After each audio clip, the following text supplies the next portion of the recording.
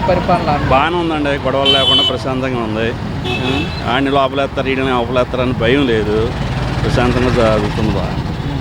Sir మొన్న CM గారు మాట్లాడుతూ మన రాష్ట్రం బీహార్ కంటే దిగజారిపోయింది, పథకాలు అమలు చేయడానికి కొంచెం టైం పడుతుంది అని చెప్పేసి కూడా అన్నారు. కరెక్టే కదండి. మరి ఇప్పుడు ఈ గొడవలో వచ్చి దోసుకుంటాలతోనే సరిపోయింది 5 ఏళ్ళు.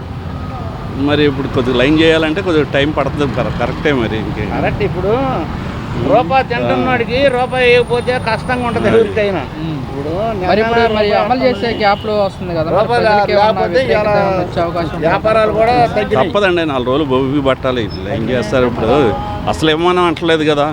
అసలు ఇవ్వమనంటే మనం ఫీల్ అవ్వాలి, బాధపడాలి. ఇస్తాం, నిదానంగా ఇస్తాం, లైన్ చేస్తామని అంటున్నారు కాబట్టి జనాలు టైట్ అయిపోయింది.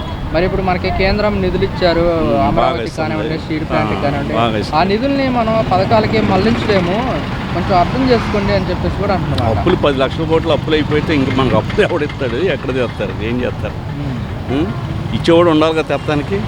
తెచ్చిన వడ్డీలకే చాలతలేదు. మన స్టేట్ ఆదాయం వచ్చే పన్నులు ఈ జీతాలకి, పెన్షన్లకి, వీటికి ఇంకా వడ్డీలు ఏం కడతారు? ఇప్పటికే కడుతున్నారు వాళ్ళు.